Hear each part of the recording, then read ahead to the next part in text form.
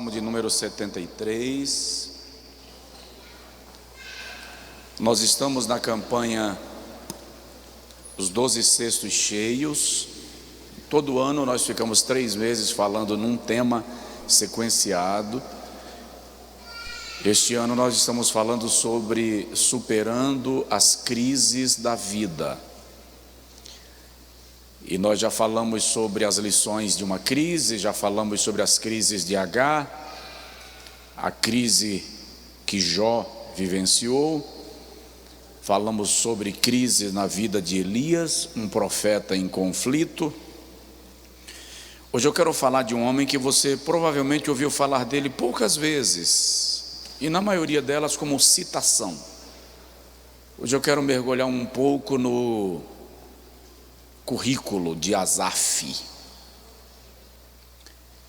E eu estava raciocinando em como tem muitos homens na Bíblia que a gente não ouve falar muito e eles não são citados muitas vezes, mas como eles foram importantes no seu tempo e como eles deixaram um legado que nos alcança. Asaf é um deles. Salmo 73, nós vamos ler o salmo inteiro, tá? Abre aí sua Bíblia, vamos ler juntos, por favor.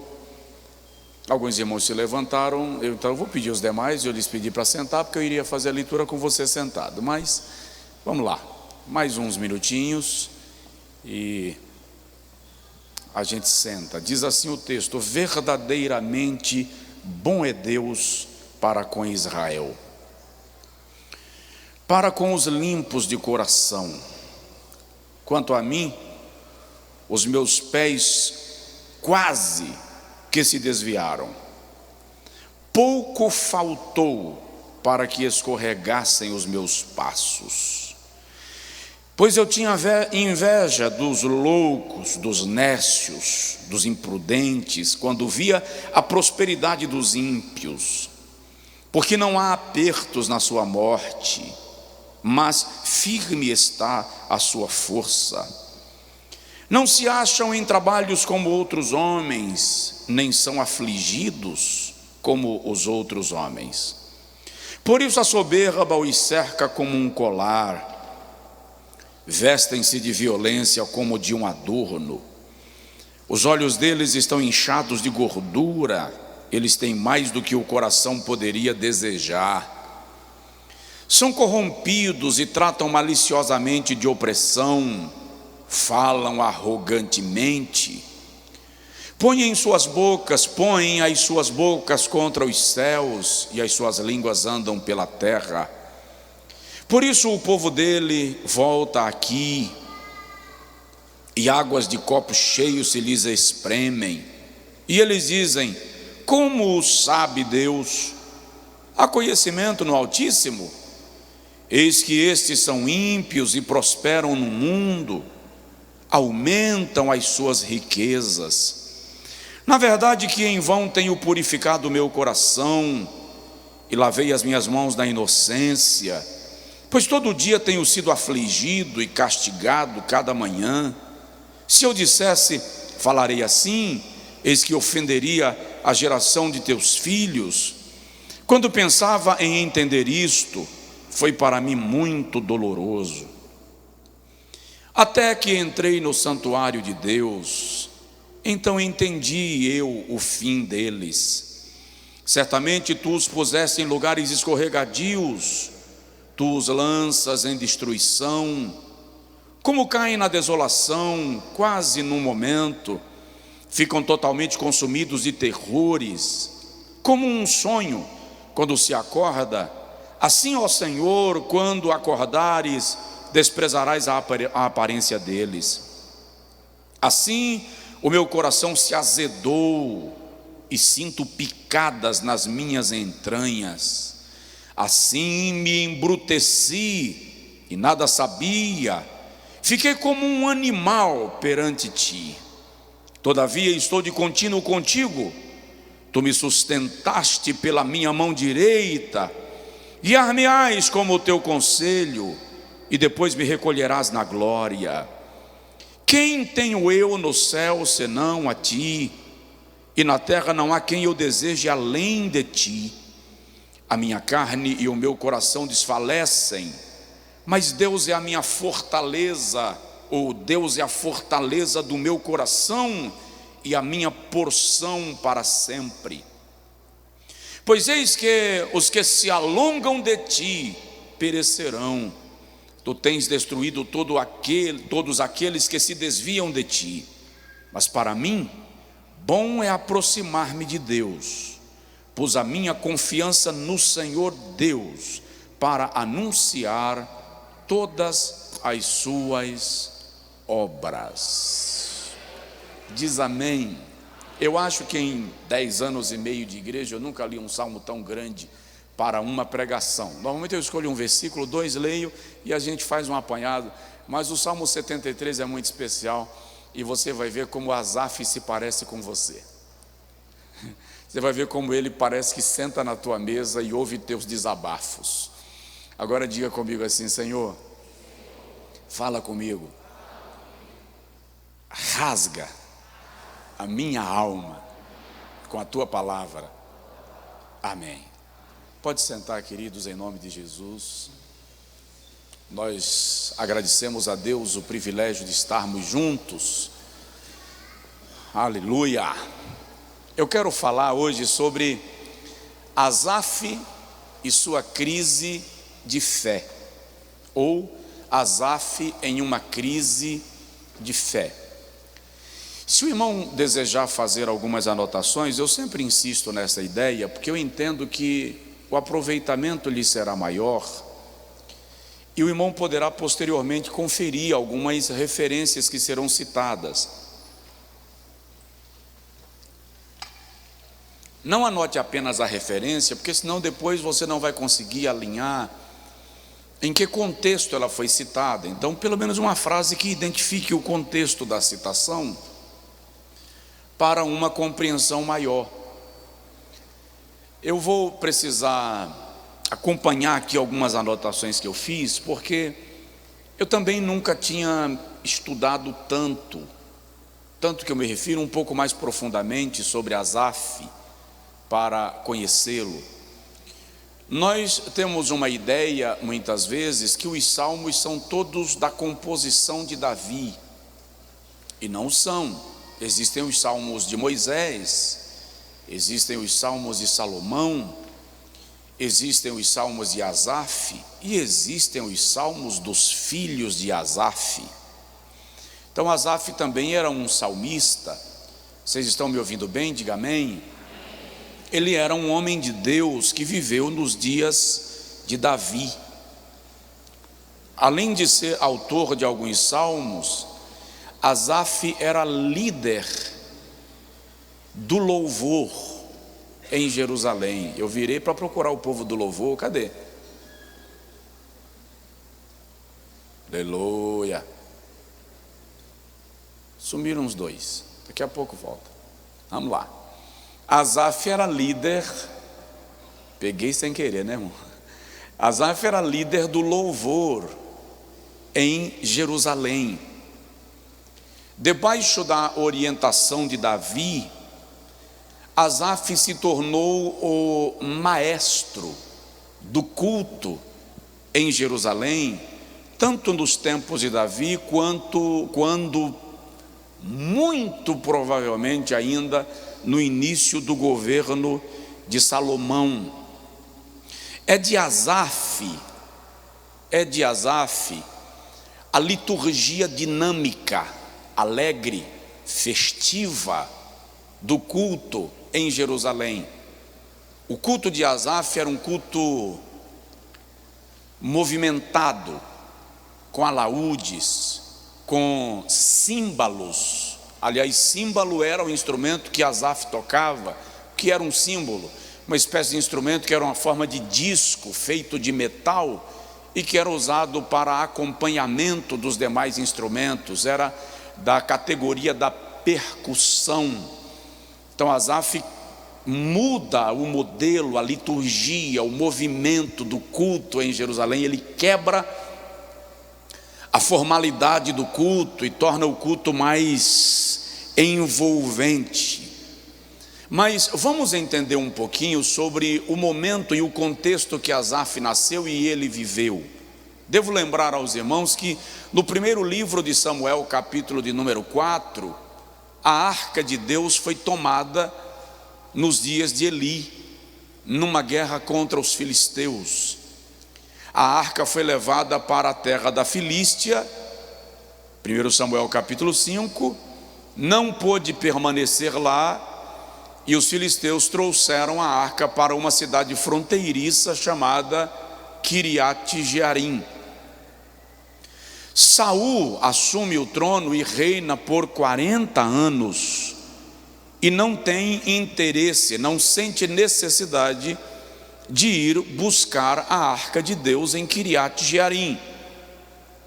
De modo que a Bíblia diz no livro de Samuel capítulo 7, versículo 2, que por causa da ausência da arca, destaque-se que a arca era o maior símbolo material da presença de Deus em Israel.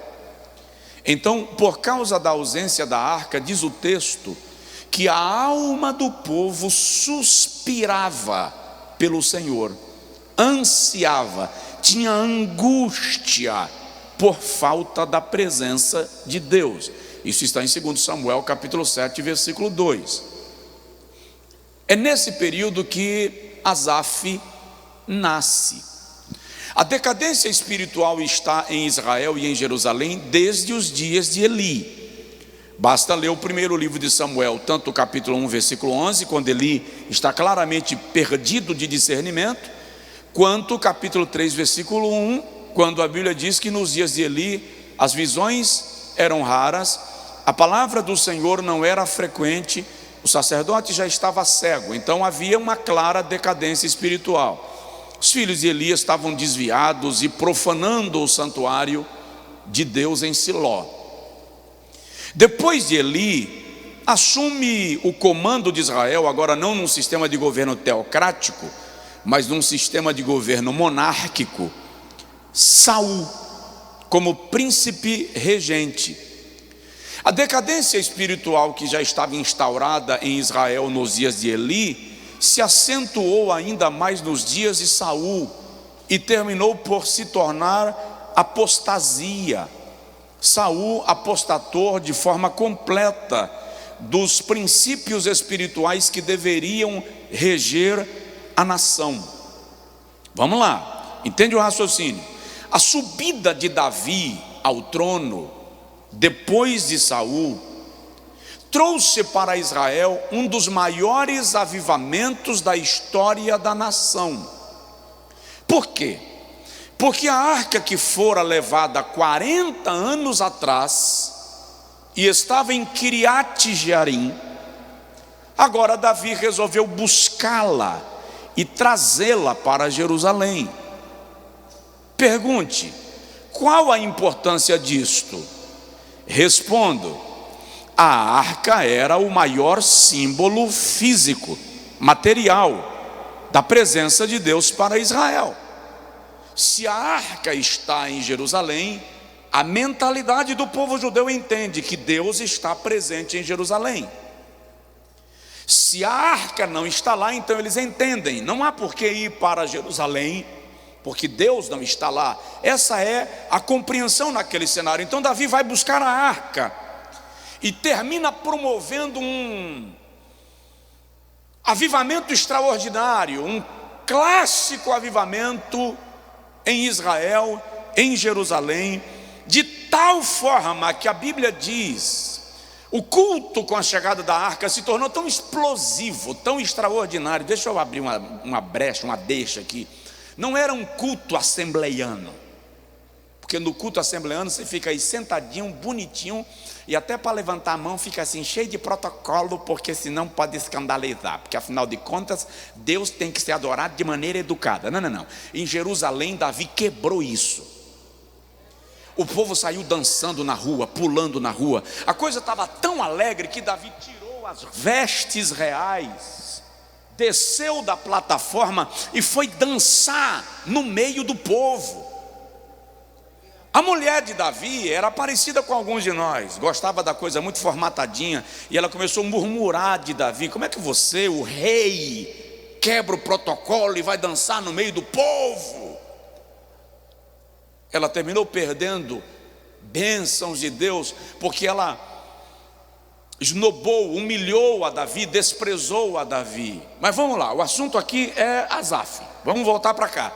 O culto em Jerusalém está explosivo. Jerusalém, Davi está dançando no meio do povo. A alma do povo que clamava pelo Senhor, que ansiava pelo Senhor, que suspirava pelo Senhor, agora está alegre, porque o povo está vendo a resposta das suas orações. Deus levantou um homem para promover em Jerusalém um grande avivamento. Que homem era esse? Davi. Davi é o grande, é o cabeça, é o líder desse avivamento. Mas, a pregação não é sobre Asaf. Por que falar tanto de Davi? Porque eu vou ousar dizer algo que eu nunca ouvi ninguém falando. Davi não seria Davi se não tivesse do lado dele um Asaf. Asaf foi simplesmente extraordinário no aspecto do culto e da restauração da adoração em Jerusalém.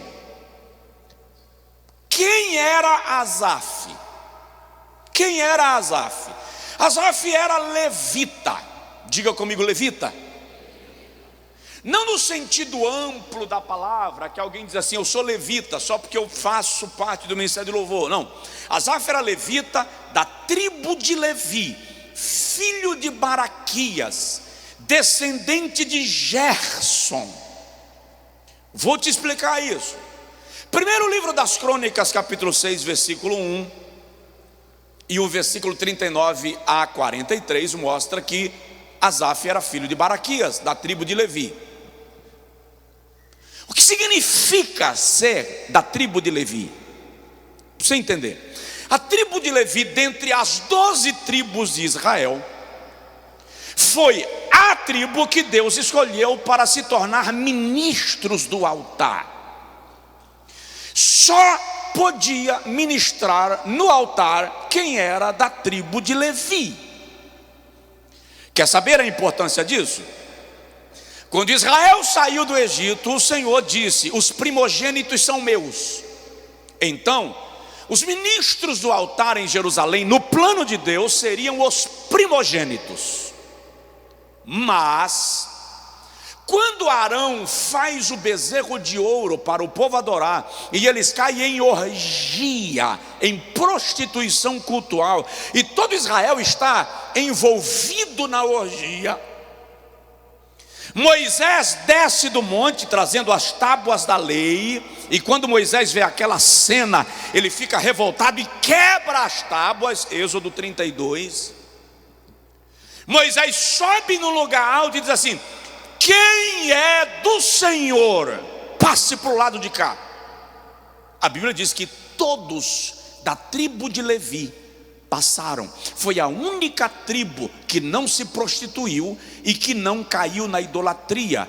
Moisés diz para eles assim: tomem a sua espada, punam com morte aqueles que profanaram o arraial, e sobre vocês o Senhor deixará hoje uma bênção. Que bênção? A bênção da unção sacerdotal. Então, ser da tribo de Levi era ser ministro do altar desde a nascença, desde o nascimento, consagrado ao Senhor sob unção sacerdotal. Você me entendeu? Diga amém. Ele era da tribo de Levi, e ser da família de Gerson tem o quê? A tribo de Levi era dividida em 3 famílias. Não vou explicar cada uma, senão eu não prego sobre Asaf. A família de Coate, chamada de os Coatitas. A família de Merari, chamada de os Meraritas. E a família de Gerson, chamada de os Gersonitas. Asaf era gersonita. Cada uma dessas famílias tinha função específica no santuário. Qual era a função dos gersonitas?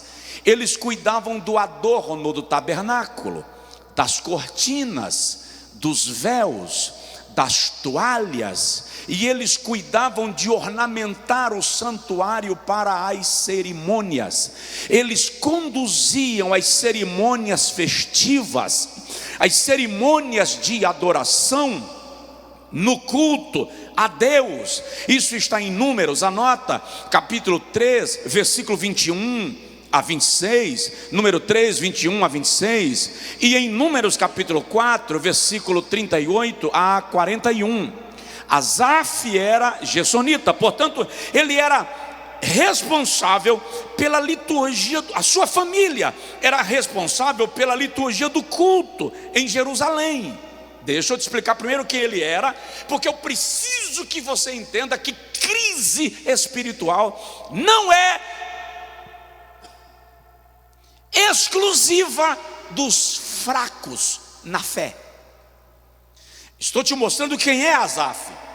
Ele é um músico tão importante na época de Davi, que ele foi nomeado pelos levitas, juntamente com Etã e Emã, como líderes da adoração, responsáveis pela adoração. Desde o dia que Davi foi buscar a arca em Kiriat Jearim, já falei disso.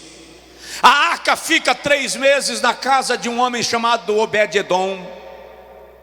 Quando Davi vem buscar a arca na casa de Obed-edom, trazendo toda Jerusalém, a Bíblia diz, todo Israel, Asaf encabeça o movimento de adoração e culto na estrada para Jerusalém.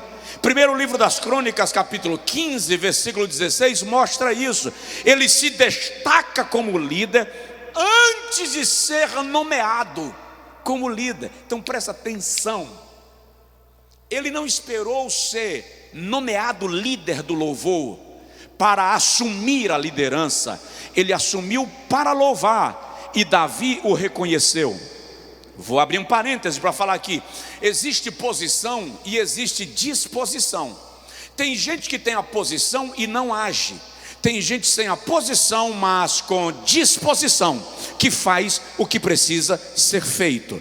Entre posição e disposição, abre mão da primeira, fica com a segunda, porque Deus não trabalha com títulos, Deus não trabalha com posições, e Deus não trabalha com credenciais. Ele trabalha com corações que se dispõem a fazer alguma coisa para Ele. Tem gente na casa? Então vamos lá.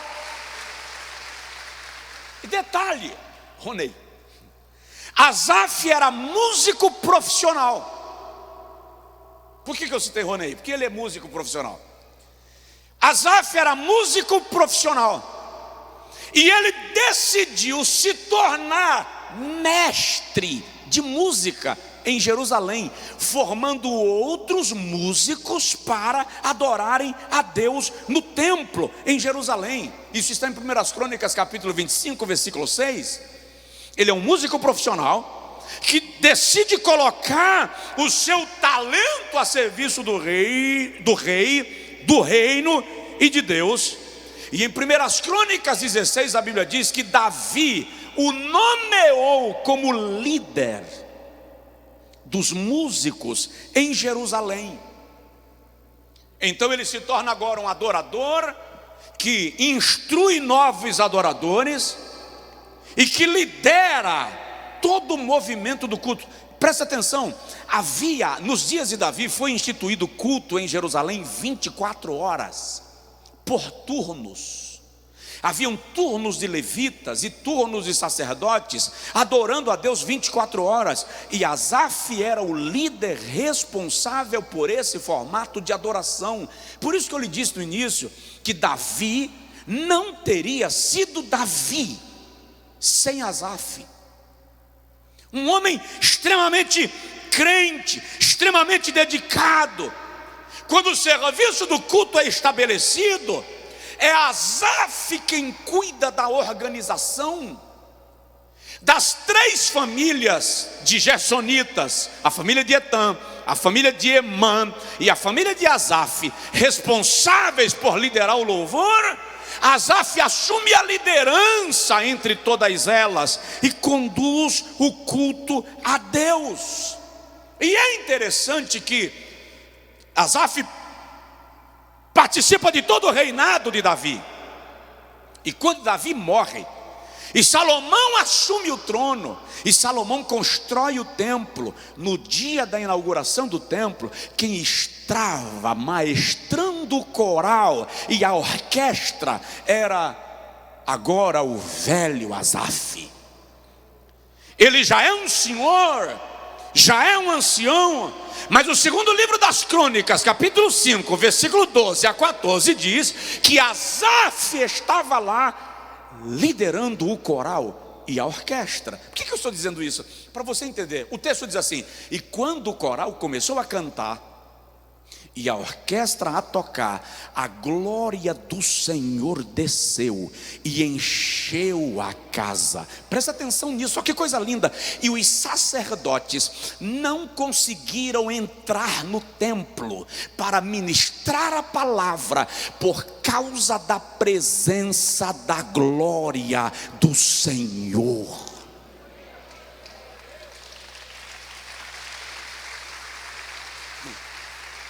Ele não é um músico qualquer, ele não é um cantor qualquer, ele é um homem que adora de tal maneira que a glória desce. Segundo o livro das Crônicas, capítulo 29, versículo 30, diz que Asaf era profeta e ele profetizava enquanto louvava. Enquanto Asaf estava louvando, o Senhor lhe dava revelações proféticas. O louvor profético acontecia e Israel era envolvido na presença de Deus. Eu estou falando de um homem que, mais do que subir no altar e pegar o microfone, ele era um adorador que invadia os céus e trazia o céu para a casa dos adoradores. Diga comigo: crises não são exclusivas dos fracos na fé. O legado de Asaf é tão pleno que depois do cativeiro babilônico, olha que o cativeiro babilônico aconteceu muito depois de Davi, muito depois de Salomão. O cativeiro babilônico durou 70 anos, tendo sido ainda muito depois do reinado de Davi.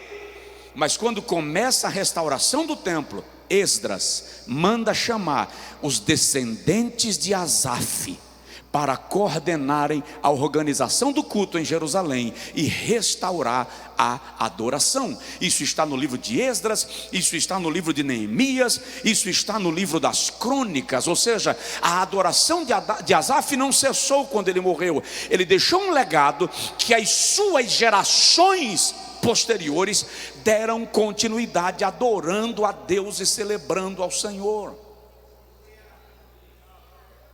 Diga amém. Agora diga comigo assim: Senhor, faz isso comigo. Ache em mim um verdadeiro adorador. Na verdade, os louvores de Asaf se estenderam e ecoaram tanto em Israel, que nos dias do rei Ezequias, o avivamento em Jerusalém é entoado com os cânticos de Asaf. Basta ler segundo as primeiras Crônicas 25, segundo as Crônicas 29, e eu repito, Asaf, além de músico, era profeta. Ele era o chamado tangedor. É mais do que tocador, é mais do que músico, é aquele que atrai a presença de Deus pela adoração. Aleluia!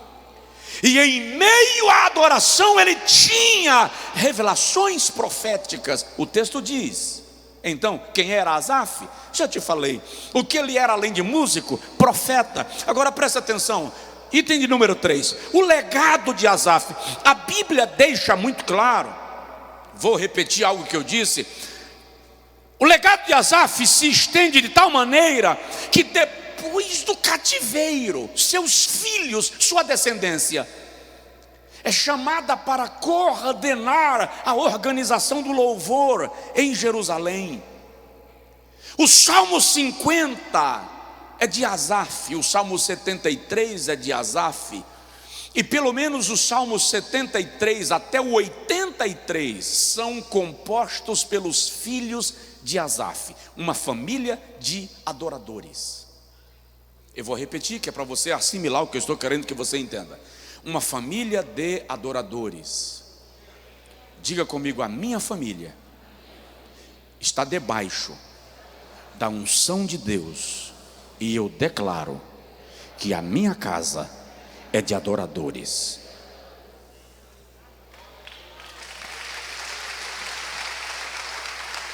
Agora vamos lá.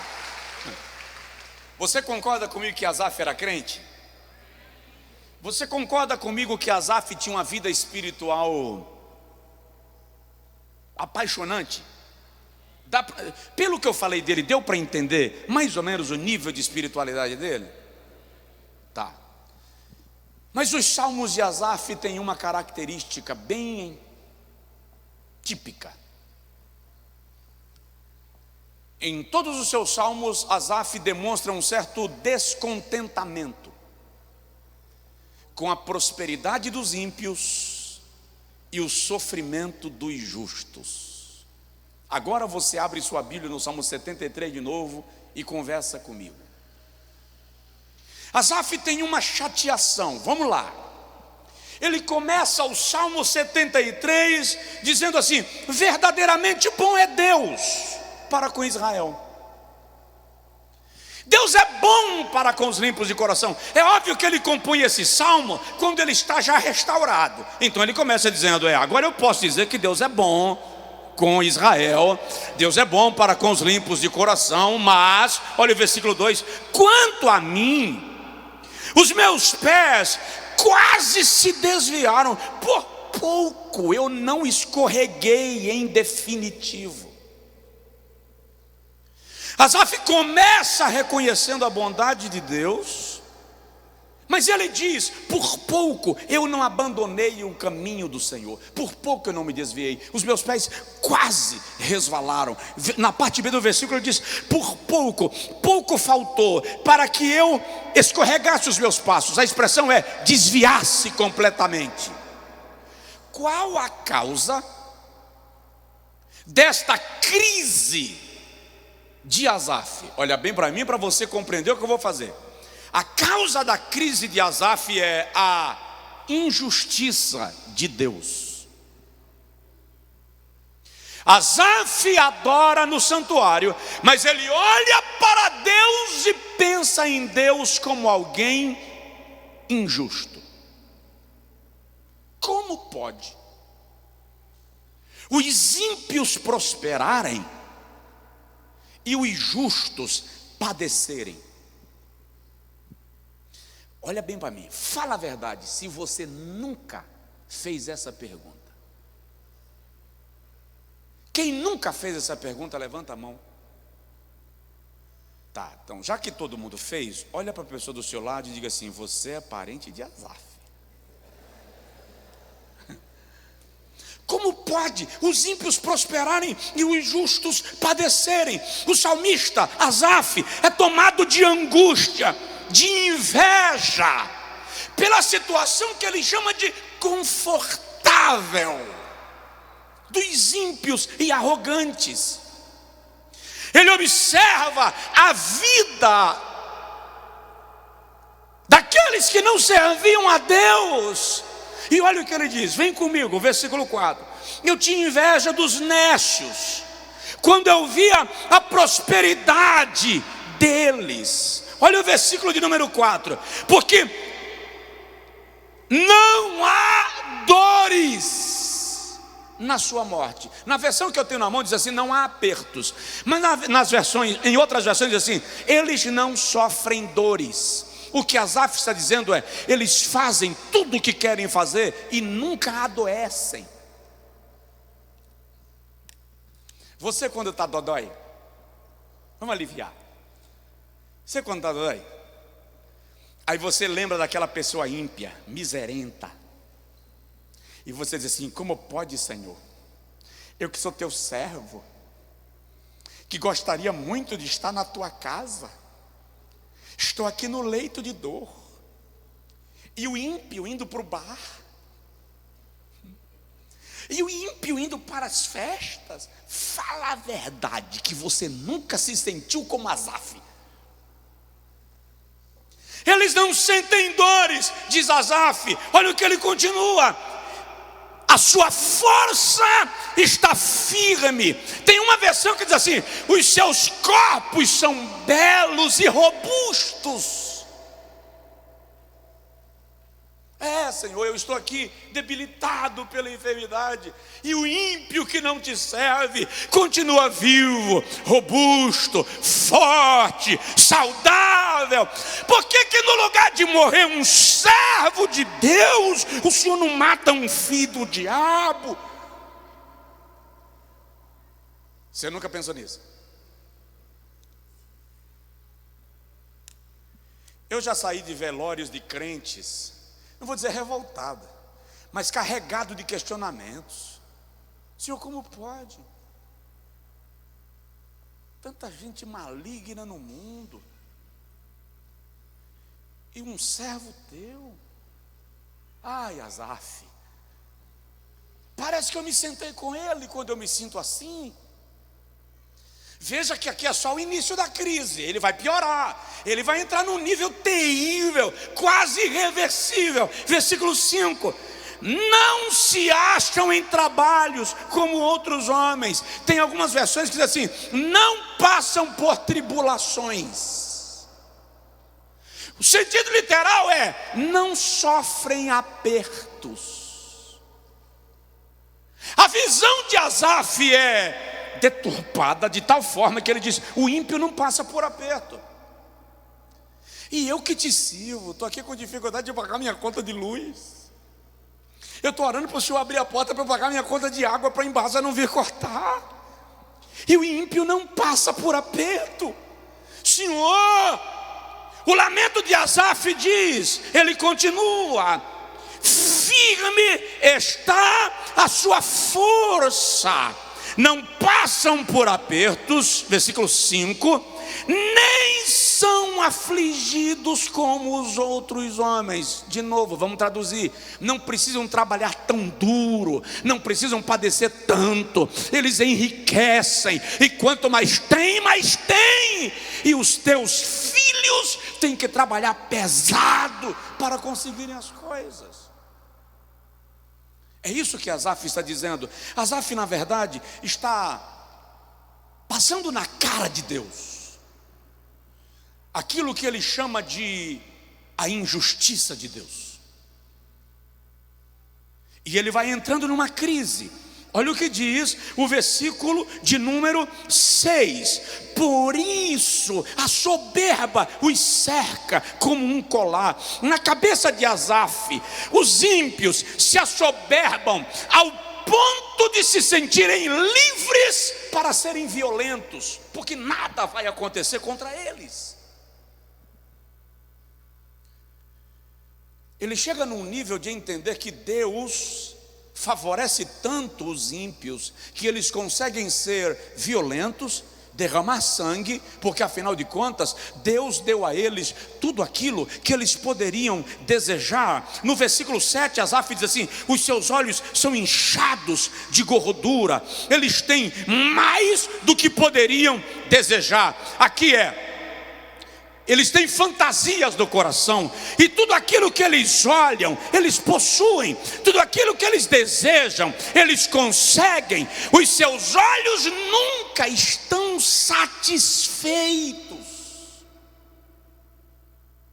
Esse é o retrato que Asaf está vendo dos ímpios. Ele está lá no santuário adorando a Deus. Oh, que saudosa lembrança. Aí ele lembra do vizinho dele, ímpio, violento, que não quer nem saber de Deus. Asaf está aqui: tenho de ti, ó Sião. E ele lembra que o cara acabou de trocar o carro, e ele está lutando para pagar a prestação do dele. Estou trazendo Asaf para cá. Aí Asaf diz assim: um adorador por excelência, um adorador por excelência. Aí ele lembra que ele está com aluguel atrasado, mas o cara da frente está reformando a casa. Seus olhos se enchem de gordura, sua língua passa por toda a terra. O que Asaf está dizendo é: aquilo que eles querem, eles compram, eles nunca se dão por satisfeitos. Versículo 8: são corrompidos. Em algumas versões dizem: se amotinam. Fazem churrascos, reuniões, para tratarem de maneira maliciosa da opressão. Falam com arrogância. O que Asaf está dizendo aqui é: eles se encontram nos churrascos para falar das suas conquistas, das suas aventuras, de como demitiu, de como queimou o outro, de como tomou a empresa do vizinho. Eles não têm temor, eles simplesmente avançam. Tudo isso aqui é uma análise carregada de reclamação. Ele está passando isso na cara de Deus. Tipo: eu sou teu servo, eu frequento tua casa, eu sou líder de adoração no templo, eu sou dizimista, eu sou ofertante, e os ímpios crescem e eu não. Ei, isso aqui não é um cara desviado, perturbado. É o homem que, quando rege o coral, a glória desce. Ele está revoltado com Deus. Tem gente aí ficando com raiva de Asaf. Mas eu preciso que você entenda que eu e você passamos pelo mesmo processo. Aqui e acolá nos flagramos em comportamento parecido, com maior intensidade ou menor intensidade, mas Asaf apenas traduz quem nós somos. Versículo 9: põe as suas bocas contra os céus, e as suas línguas possuem a terra, andam pela terra. O que Asaf está dizendo é: eles afrontam o céu e compram tudo o que desejam. Sua língua passeia pela terra. Ele passa, vê um terreno e compra. Se não tiver com placa de venda, ele compra a si mesmo. Ou vocês acham que não há gente que compre mesmo que não esteja à venda? Você acha que não? Acredite, tem gente com tanto poder que compra até o que não está à venda. Se não conseguir comprar, toma. Porque tem gente que é da natureza de Acabe e Jezabel. Quando Acabe e Jezabel quiseram a vinha de Nabote, e Nabote não quis vender, eles arrumaram um imbróglio jurídico, sentenciaram Nabote, executaram a Nabote e confiscaram a propriedade de Nabote. Ah, você acha que isso não acontece mais? Acho que é bom você vir para a terra. Essa é a angústia de Asaf, porque Asaf está vendo tudo isso acontecer e na cabeça dele Deus não reage. Versículo número 10: por isso o povo volta. Por isso o povo dele volta aqui, e águas de copo cheio se lhes espremem. Asaf está dizendo: por isso que as pessoas normais, por isso que as pessoas normais os bajulam, por isso que as pessoas normais olham para eles e sentem inveja. Por quê? Porque nada lhes falta, eles não têm necessidade de nada, eles têm tudo. No versículo 11 Asaf diz: eles são tão poderosos que blasfemam de ti. O Todo-Poderoso porventura vê alguma coisa? Deus sabe de alguma coisa? Asaf está traduzindo as palavras dos ímpios que enriquecem ele, carregado na sua amargura porque não enriquecia, e cheio de fé, cheio de fervor, mas passando luta. E ele diz: não, como pode? Eles até blasfemam de ti e o Senhor não faz nada. O Senhor não se envolve, o Senhor não responde. Olha o versículo de número 12. Eis que esses são ímpios e prosperam no mundo, suas riquezas aumentam. Numa versão diz assim: nada de ruim lhes acontece, e eles se tornam cada vez mais ricos. Tem alguém aí? Você conhece alguém que se parece com esse cenário? Quanto mais rico, mais enriquece, não tem temor de Deus, blasfema contra Deus, afronta a Deus, não respeita nem o próximo, não respeita aquele que é menor do que ele, não respeita o pobre. Mas quanto mais tem, mais tem. E você olha e fala assim: mas Senhor, qual é a explicação para isso?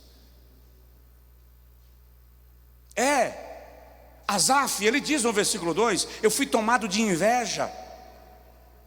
Ele está com inveja do ímpio, daquele cara que chega na concessionária, não tem temor de Deus, não está nem aí, nem para Deus nem para ninguém. Mas ele pergunta assim: quanto que é a caminhonete dos sonhos de Asaf? 350 mil, tá? Eu vou comprar uma para mim, só para eu mostrar para ele que eu não tenho temor de Deus, mas eu tenho dinheiro para comprar. Asaf morre com isso. Isso é um pisão no coração invejoso, inflamado de Asaf. A fé de Asaf está sendo afrontada. Esses dias eu estava lendo sobre um cara que tem 3 jatinhos. É porque ele tem escritório em São Paulo, mas ele mora na Suíça.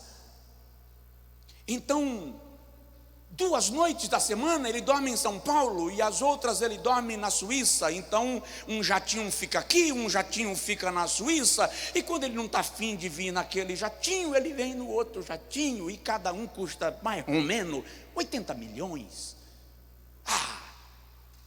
Aí você diz assim: mas Senhor, eu estou aqui lutando para comprar bicicleta.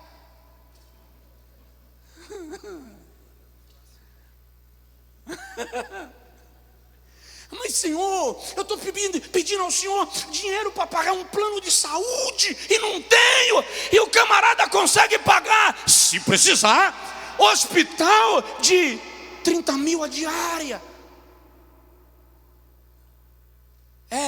Este é o sentimento de Asaf. Seu coração está tão ferido. Ele confessa diante de Deus: eu não consigo entender isso, isso não está dando para digerir, não entra.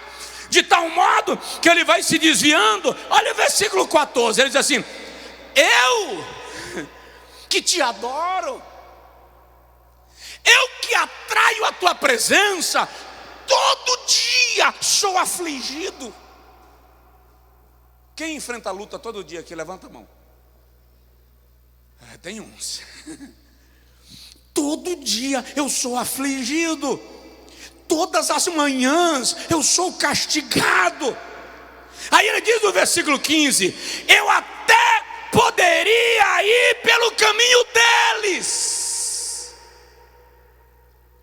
eu poderia fazer o que eles fazem, eu poderia viver como eles vivem, para ver se para mim também dá certo, mas isto seria uma ofensa aos filhos de Deus que também comigo padecem.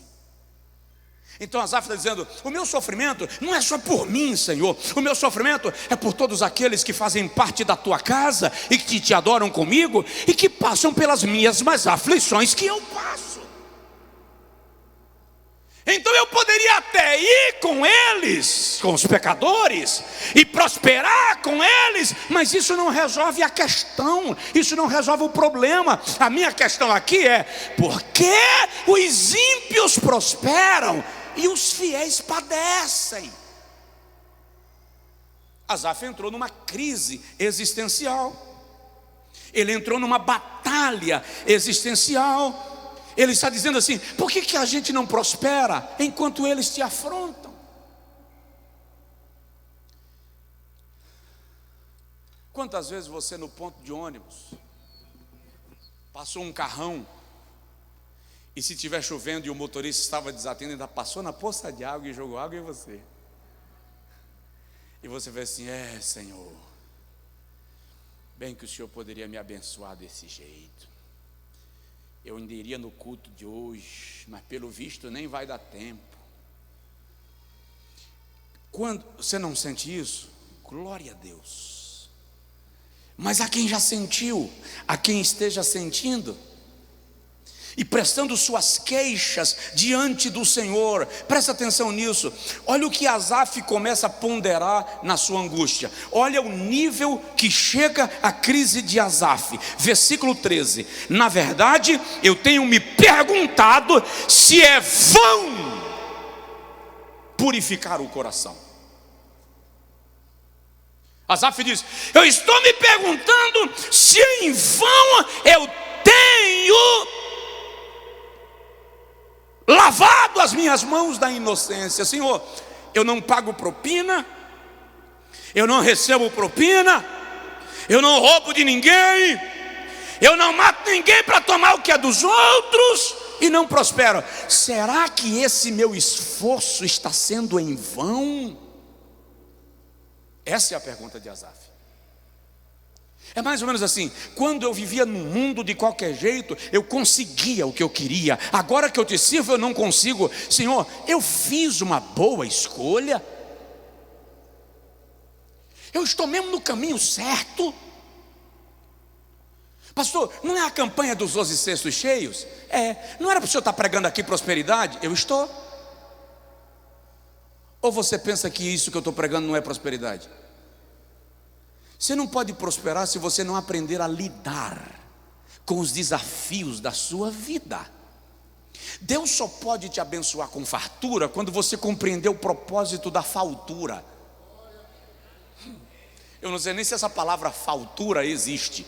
Se não existe, eu acabei de criar. Mas Deus só pode te abençoar com fartura quando você entender o propósito da faltura.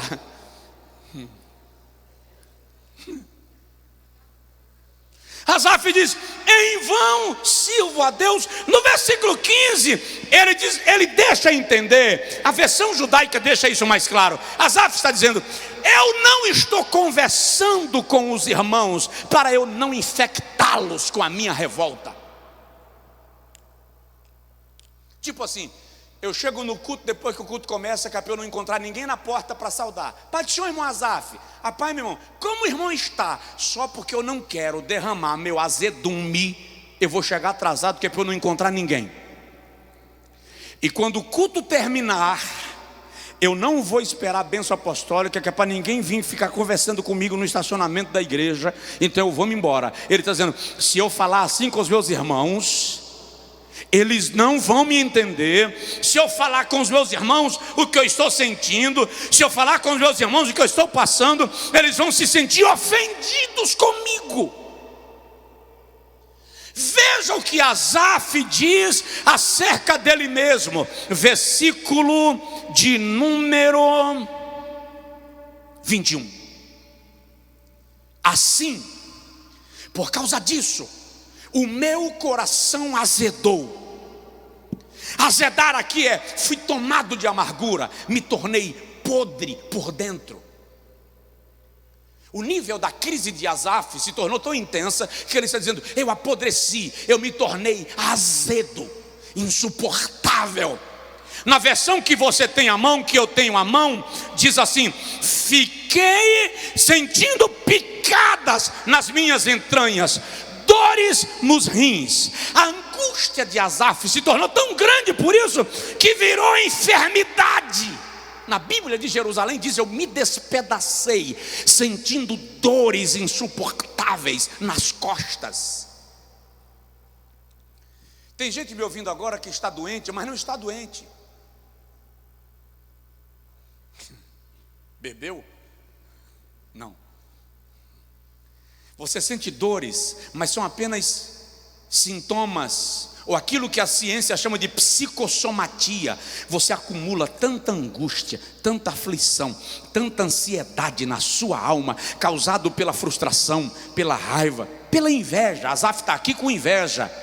que você começa a sentir dores, como se você estivesse doente, dor no peito, dor nas costas, dor nas pernas, dor no joelho. Ah, pastor, não aguento nem subir o degrau, tudo dói. Aí você vai no médico, quando chega lá o médico faz um check-up, você passa pelo raio-x e o médico diz: você não tem nada, coração tá bom, rim tá bom, tem uma pequena alteração da pressão. Hipertenso? Não, você não é hipertenso, você está com uma pequena alteração na pressão, mas é por causa do estresse. É isso que Asaf está dizendo. Eu apodreci, eu azedei, a minha angústia é tão grande que o meu coração virou um azedume e eu me despedacei. Versículo de número 22. Eu me embruteci, me tornei bruto, ignorante, áspero, imbecil, passei a agir como um animal. Está escrito aqui na sua Bíblia, tem esse texto? Está aí na sua Bíblia isso? Me tornei como um animal, irracional, sem capacidade de assimilar, sem capacidade de pensar.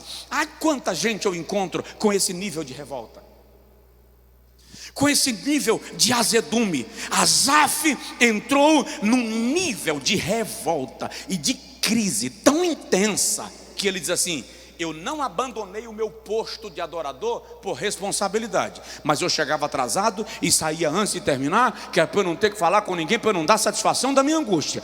Meu coração azedou, meu rim começou a doer, meu corpo dói, me tornei como um animal, e se alguém me apertar muito eu vou agir como um bruto, um cavalo marromeno. Essa é a situação de Asaf na sua crise. Vou repetir. Vocês estão calados. Vou fazer uma pergunta bem séria e quero uma resposta bem honesta, mas a resposta eu não preciso ver, você não precisa mandar para mim.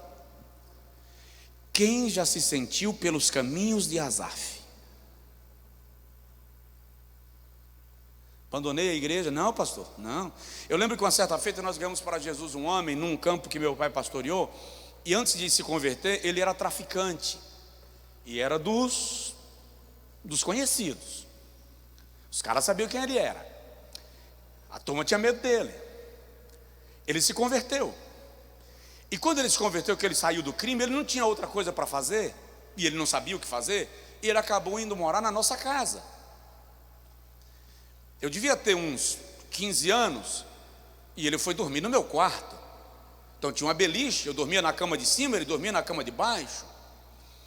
Depois, quando melhorou um pouquinho, minha mãe comprou uma segunda cama, então eu dormia numa cama e ele dormia na outra.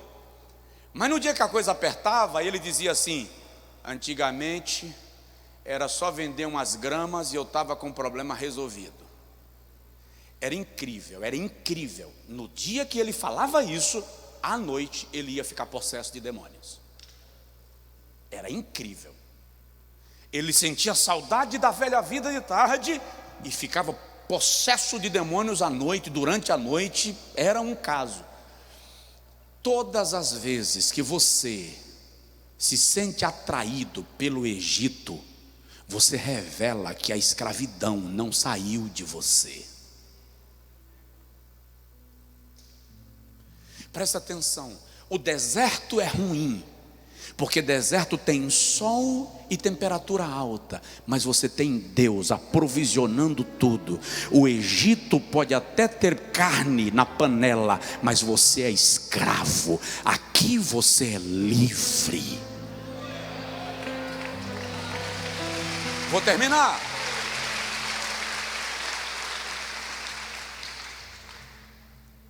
Vou terminar porque o horário me manda. A salvação de Asaf está no versículo 17. Quando ele diz assim: eu senti tudo isso e me azedei e fui carregado de inveja, até que entrei no santuário de Deus. Vamos entender? Asaf está dizendo: parei de apenas maestrar, Parei de apenas conduzir o culto, parei de apenas ocupar a plataforma onde o coral se apresentava, e entrei no lugar secreto de Deus. Entrei no lugar da intimidade de Deus. Eu fui conversar com o Senhor a sós. Eu saí do meio da multidão e fui me esconder no santuário para ouvir Deus.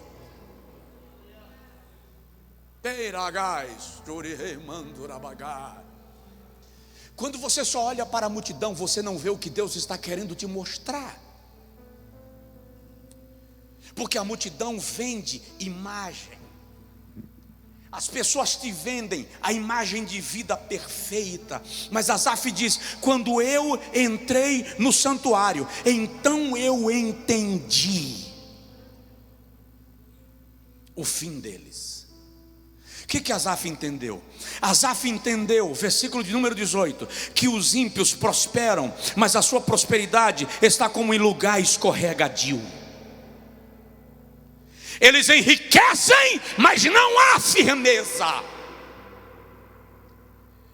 Tudo vai se acabar, tudo vai se desmontar, porque o lugar é escorregadio. A vida perfeita que eles manifestam pode desmoronar a qualquer momento. Olha ainda o texto, e ele diz assim: tu os lanças em destruição. Olha o 19: e quando caem em desolação, quando quebram, quando dá algo errado, quando eles adoecem, quando o dinheiro acaba, quando os amigos se vão, eles ficam desesperados e tomados de medo. Por quê? Porque eles dependem do que eles têm para se sentirem seguros. Por isso que lá na frente ele diz: mas a minha segurança está em ti. O que Asaf está aprendendo com Deus é que riqueza sem Deus não é prosperidade. Asaf está aprendendo que sem Deus, não importa o quanto você sobe, quando você pousar, o galho pode ser quebrado, a rocha pode estar trincada, o teu voo pode parar em pleno cruzeiro, porque quem te dá garantia de sustentação é Deus. O Senhor começa a revelar para Asaf que a prosperidade dos ímpios é instável. Eles não conseguem viver sem riquezas. Lembrei-me agora de um testemunho que eu ouvi um dia desses, do sepultamento de um irmão, na cerimônia fúnebre de um irmão. E um pastor que estava presente, parente dele, citou o exemplo de um dos homens mais ricos que a Bahia já teve. Dono de mais de 40 fazendas, acionista de banco, dono de aviões. Quando ele adoeceu, os filhos dele montaram uma UTI de padrão mais elevado em casa. Contrataram médicos e enfermeiros para trabalharem 24 horas em função dele. E no dia que ele estava agonizando para morrer, o governador do estado estava na sala da casa dele. Mas ele olha para os filhos e diz assim: é verdade, tanto dinheiro, tanta fazenda, e eu vou morrer e ninguém pode fazer nada. É isso que Deus está revelando para Asaf, que a riqueza sem Deus não dá esperança na hora da adversidade. É isso que Deus quer que você entenda hoje, que você passa por aperto, por perrengue, por aflição, mas o seu coração está inclinado diante dele, e isto te dá esperança. Aleluia! Olha o versículo 20: a vida deles é como um sonho, quando eles acordar, tudo será passageiro, a aparência deles será desprezada. Agora eu entendi que o que eles vivem é uma fantasia. Sabe o que eu quero te dizer essa noite? Eu não sei qual é a tua crise, não sei qual é a sua revolta. De repente você está olhando para o casamento de alguém dizendo: aquilo que é o casamento dos meus sonhos.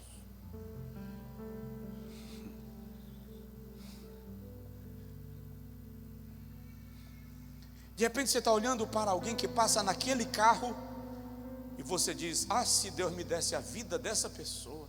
Meu avô sempre me disse: não peça a Deus aquilo que você não sabe que vem junto. Você não sabe o que vem dentro do carro, então não pede a vida dele. A sua vida, debaixo da presença de Deus, sob a bênção de Deus, sem querer a vida de ninguém. Mas quantas vezes a gente diz: Senhor, aquela casa, ah, Senhor, aquela casa. E o salmista está dizendo: tudo isso que eles vendem é fantasia. Quando acordam do seu sonho, eles se assustam porque percebem que tudo é escorregadio, passageiro, transitório. Mas Asaf só entendeu isso quando ele entrou na presença de Deus. Olha bem para mim, porque eu quero te dizer algo. Sai do mundo da reclamação, sai do mundo da inveja, sai do mundo da cobiça. Para de olhar para o que o outro tem, porque você não sabe o pacote que está junto. Volta para Deus, entra no santuário, entra na presença de Deus. O Espírito Santo está dizendo: vem orar, vem para a minha presença. Eu quero te mostrar o que você não viu, eu quero te revelar o que você não entende, eu quero mudar a visão. Vamos lá. Jesus está dizendo: o diabo colocou óculos que distorcem a tua visão, mas vem que eu quero abrir os teus olhos.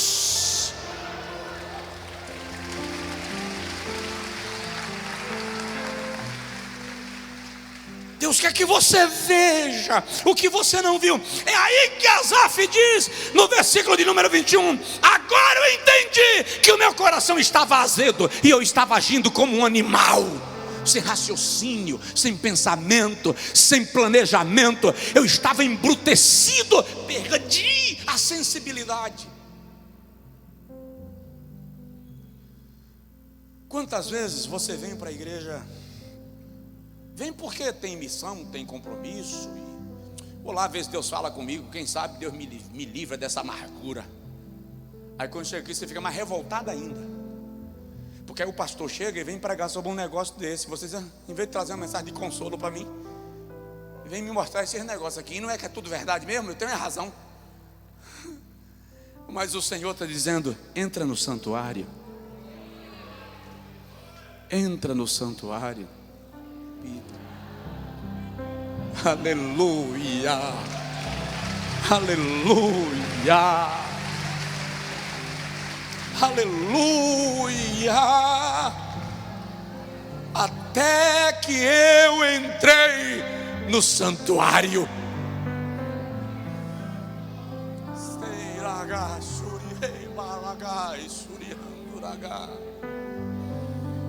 Tem coisas que você só vai entender quando você parar de olhar a multidão, de olhar para o que os outros têm, de olhar para o que os outros vivem e se encontrar com Deus. Fica de pé, por favor, eu vou terminar. O último tópico dessa reflexão é: o nível espiritual de Asaf mudou. A intimidade de Asaf com Deus mudou. Olha o que ele diz no versículo de número 23: todavia estou de contínuo contigo, tu me sustentas pela minha mão direita. Vê que no versículo 2 ele falou: quanto a mim, meus pés quase resvalaram, quase me escorreguei por completo. Agora ele está dizendo: eu só não escorreguei porque apesar da minha revolta, a tua mão me sustentou. O Senhor me sustenta, eu estou contigo, guia-me com o teu conselho. O Senhor terminou de me aconselhar, terminou de me orientar, terminou de me revelar, e depois ainda me receberás em glória. O que Asaf está dizendo agora é: aqui eu passo por aflição, passo por tribulação, sou afligido pelas manhãs, mas o Senhor me receberá em glória. Olha a declaração de amor que ele faz para Deus: quem tenho eu no céu senão a ti? E na terra, quem eu desejo além de ti? O que ele está justificando aqui é: Senhor, o meu coração te ama, eu só estava azedado, envenenado, revoltado, mas eu não tenho ninguém no céu além de ti, e aqui na terra não há nada que eu deseje além de ti. A minha carne e o meu coração desfalecem, mas Deus é a fortaleza do meu coração e a minha força para sempre. Os que se afastam de ti perecerão, mas para mim bom é estar perto de Deus. Para mim bom é estar perto de Deus. Nesta campanha dos 12 cestos, eu não sei com quem você se identifica mais, se com Paulo em Atos 27, com Agar em Gênesis,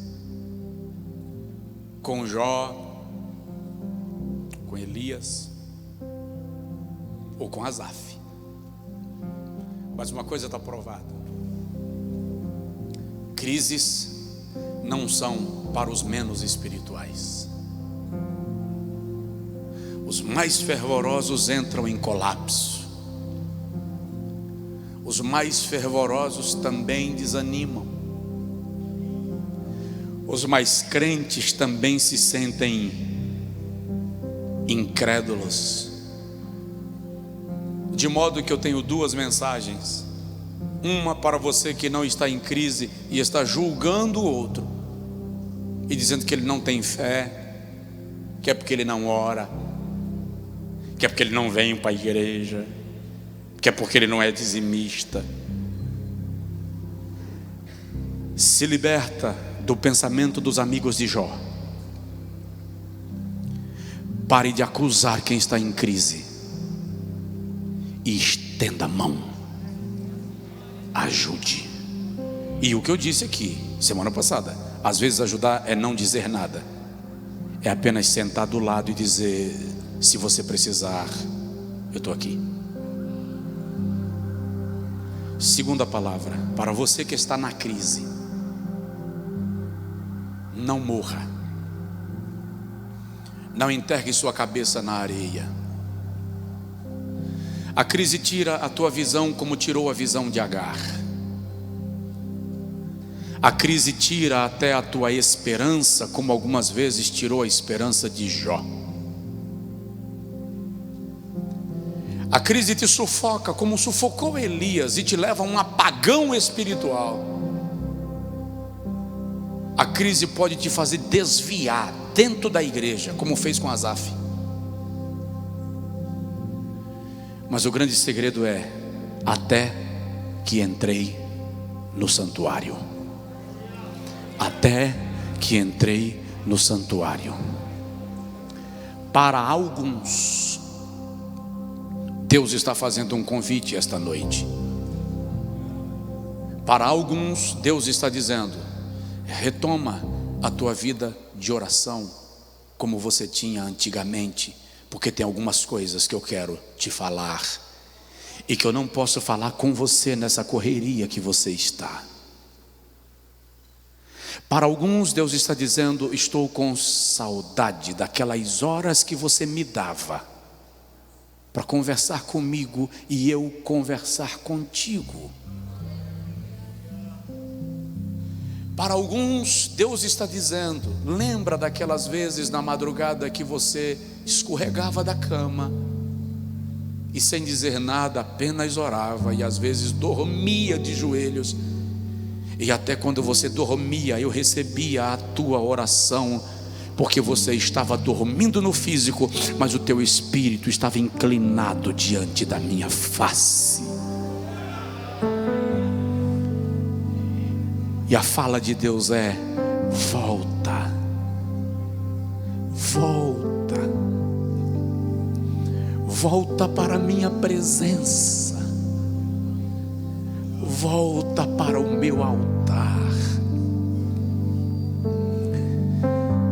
Volta, porque você não saiu da igreja, não abandonou os meus caminhos, mas se alongou da minha presença. É como se Deus dissesse: eu só estou permitindo alguns choques para você acordar. Tem que terminar e voltar para o meu santuário. Eu quero convidar você que quer renovar a sua aliança com Deus. Não estou falando que você está desviado, não. Você está crente, firme, segurou a peteca nessa pandemia toda e não abandonou Jesus. Mas você sabe que você se alongou. Sua vida de oração, sua dedicação aos estudos, sua decisão de viver para Deus. O Espírito Santo está fazendo um apelo aos crentes salvos, que precisam renovar com Ele a sua aliança. Esta noite estão aqui, estão em casa. Você que deseja fazer isso agora, aí onde você está, ajoelhe, ou coloque a mão no peito, ou venha no altar e ajoelhe aqui, você que sabe. Mas diz para Deus: eu venho renovar contigo a minha aliança. Eu venho renovar contigo o meu pacto de intimidade.